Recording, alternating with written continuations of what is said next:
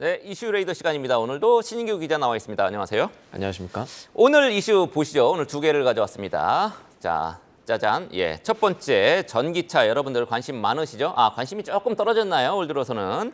자, 전기차 보조금을 주어서 전기차를 어떤 산업을 조금 약간 진흥시키는 그런 것들을 우리 환경부 정부가 지금까지 해왔는데 모든 나라가 대부분의 나라가 하고 있습니다만 우리 국내 정부도 보조금을 최종적으로 세부적으로 확정을 했습니다. 보조금 격차가 배터리의 종류에 따라서 좀 커졌다 이렇게 나오는데 네. 그것부터 일단 얘기해 주시죠. 결론적으로 보면은 LFP 배터리를 탑재한 전기차들은 보조금을 덜 받게 됐습니다. 궁금해하시는 것 같아서 바로 설명드리면 LFP 배터리는 리튬 인산철을 이용하는 활물질로 이용하는 배터리입니다. 이 밀도가 좀 낮지만 그러니까 에너지 효율이 조금은 떨어지지만 안정성이 상당히 높고요. 왜냐하면 오래된 기술이기 때문에 그렇습니다. 제작 비용도 상대적으로 저렴해서 중국산 그리고 저가형 전기차들이 많이 사용하는 방식입니다.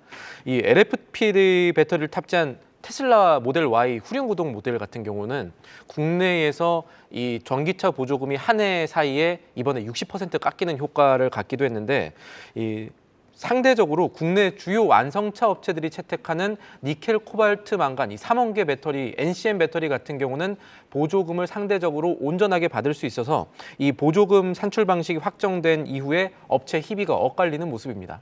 그러니까 중국산 저가형 배터리를 장착한 전기차의 보조금은 많이 깎고 그다음에 한국이 우리 생산하는 고효율 배터리의 보조금은 상대적으로 더 많이 주고 이렇게 되네요. 정리를 하면 되겠네요. 이거를 이제 환경부가 발표했으니까 리튬 인산철 LFP 같은 경우에는 중국산 배터리 같은 경우에는 뭐 재활용도 안 되고 이건 뭐 당연한 귀결로 보여지긴 합니다만 결과적으로 완성차 업체들은 어떤 영향이 있습니까? 이게 전기차 시장 아직까지 보조금이 굉장히 중요한 요소거든요. 그렇죠. 내연기관 차에 비해서 아직 성장세가 더 있다는 건 그만큼 지금 파이가 더 커질 수 있고 적다는 얘기니까.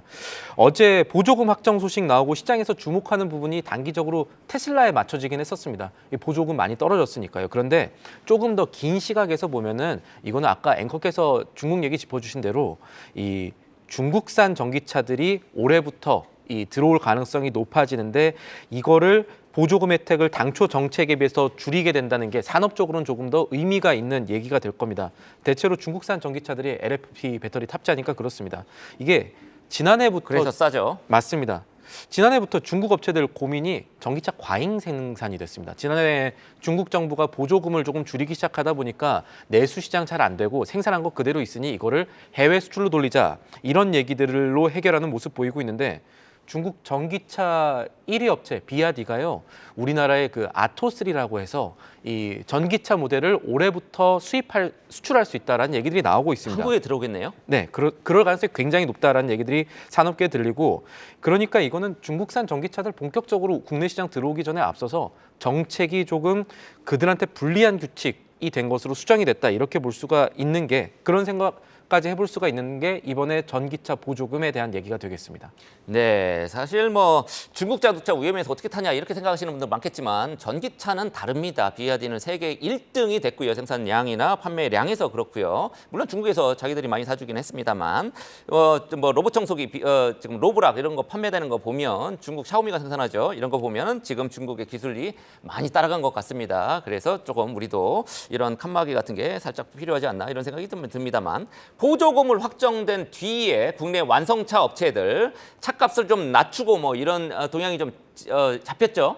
상당히 잡혔습니다. 그러니까 조금 놀랬다라고 볼 수가 있는 것 같은데 이번에 이 테슬라 모델 Y 같은 경우에는 사실 이 보조금 조금 더 많이 받아보려고 차값을 이 기준에 맞춰서 더 내리는 모습을 보여줬는데도 상대적으로 보조금 쇼크를 피해가지 못하게 됐고요. 회사는 조금 당황하는 모습이 있었던 것 같은데 가뜩이나 국내에서 판매량이 최근에 좀 그렇게 많지 않았거든요. 테슬라가 악재가 더 하나 생겼다라고 보시면 되고 배터리 탓에 받을 수 있는 보조금이 적어진 또 다른 상장사가 있습니다. 이 옛날 쌍용차죠. KG 모빌리티.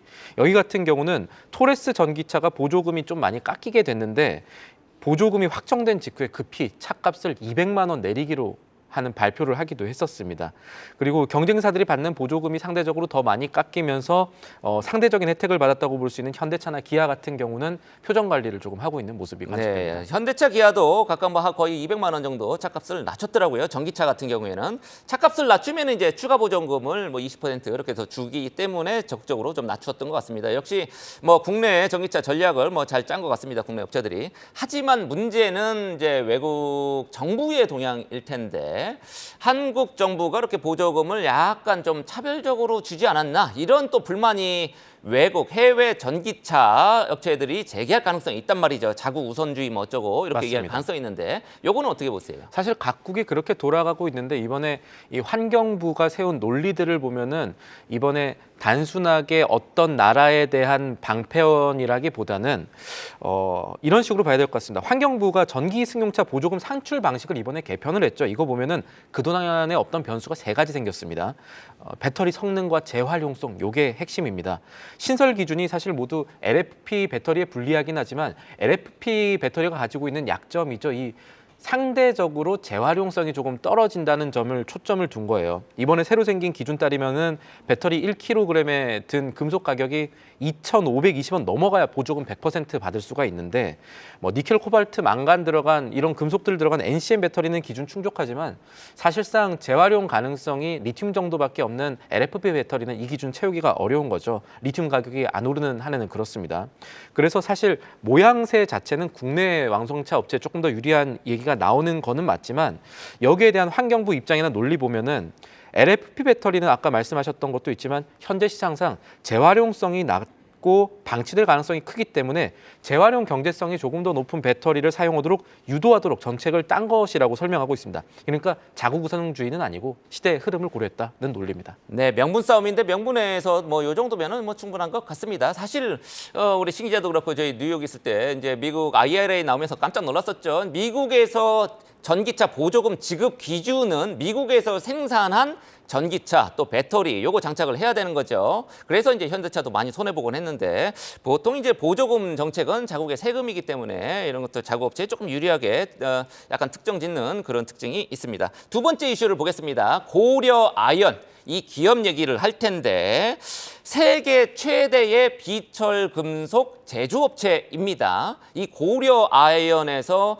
지금 뭐 경영권 분쟁이 막 이렇게 부각된 건 아니지만 주총에서 표대결 가능성 지금 불거지고 있다는데 어떤 내용이죠? 조금씩 변화가 되고 있습니다. 그 전까지만 해도 그렇게 둘이 싸우지 않겠지라는 얘기가 있는데 어제 공시 보고 이거 조금 상황이 달라지네? 라고 생각을 할 수가 있는 건데 어제 고려 아이언의 공식 하나 올라왔습니다.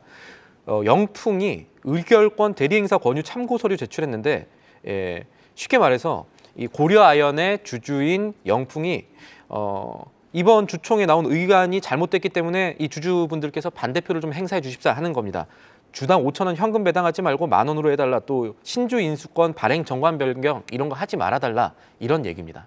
네, 신주 인수권 정관 변경 뭐 내용이 조금 복잡하긴 합니다만 일단 그 뭐 배당 늘려라. 요거는 뭐 일견 뭐 타당한 것 같기도 하고요. 이 고려아이언은 영풍그룹의 이제 계열사이긴 합니다만 요 지금 이제 최대 주주의 표 차이가 별로 나지 않기 때문에 경영권 분쟁 얘기도 계속 제기되는 것이겠죠. 이 독특한 경영 구조에서 비롯됐다. 이렇게 얘기를 하는데 예. 그거 설명을 일단 해주시죠. 이 기업 가만히 보면 좀 재미있습니다. 이 왜 고려아연 얘기하는데 영풍이 나오고 뭐 이렇게 아시는 분들은 아시겠지만 또 생소하신 분들이 있어서 역사 설명 간단하게만 드리면 고려아연이 영풍그룹의 핵심 행사긴 합니다만 이 영풍이라는 그룹 자체가 원래 동업구조로 만들어진 기업이에요. 예전에 1949년에 고 장병희 최기호 창업주가 공동 설립한 영풍그룹인데 이게 사세가 커지면서 인터플렉스나 시그네틱스 같은 전자계열사는 이 장씨 일가가 가져가고 그리고 고려아연 최씨 일가가 이제 고려아연 계열사를 맡아가지고 분리 경영을 해왔거든요. 물론 분리 경영 체제로 들어가긴 했지만은 상대 일가의 이 계열사 주식을 상호 이제 보유하면서 사이좋게 잘 지내봅시다 이런 게 있었습니다. 그래서 고려아연 최대 주주 영풍이긴 하지만 이 고려아연 최씨 일가 최 회장의 지주사 영풍에 대한 보유 지분도 한 20% 육박하는 그런 시기입니다. 근데 이렇게 사이가 좋을 줄 알았다가 2020년 조금 넘어가면서 최윤범 회장이 고려아연 대표이사 재직하면서 이 사업 방향성 놓고 이견 나오기 시작했고요. 창업자들끼리는 사이가 좋더라도 아들 손자 가면 항상 다른 목소리가 나오죠. 3세 때부터 이제 뭐 유상증자라든가 이러면서 가문의 이 갈등성이 좀 불거졌고 그래서 최근에 고려아연에 대한 지분 확보 경쟁까지 이어지고 있는 모습입니다. 그러면 이제 지금 현재 장 씨하고 최 씨 양쪽 가문의 이제 표 대결이 지금 뭐 과거부터 계속 뭐 이런 가능성이 제기가 됐습니다만 이번 3월 주총에서도 그게 이제 나온다라는 얘기죠. 여러 주총 안건에 대해서 표 대결이 나올 거다. 현재 양측이 확보하고 있는 우호 지분이 관건일 것 같은데 그거는 어떻습니까? 차이가 별로 안 납니다. 이 최 씨 일가 그러니까 고려아연이 우호 지분 많이 확보하면서 오히려 이제 영풍 측보다 최대 주주 지분이 더 많아진 상황이긴 하거든요. 현재 간단하게 보면은 고려아연 측이 33.2% 정도의 우호 지분 형성하고 있고요. 영풍 측이 32% 정도 가지고 있습니다. 그러다 보니까 지금 이런 상황에서 이 주총의 표 대결로 올라간 게 이번에 고려아연과 영풍이 처음 있는 일이에요. 첫 이 분쟁이 될 것 같은데 결국 이 국민연금이 8% 정도 가지고 있고 소액주주들에 대한 이 의결권이 어떻게 되느냐에 따라서 이 배당이라든지 아니면 정관 변경이라든지 분쟁의 결과가 마무리될 수 있는 핵심이 될 것으로 보입니다.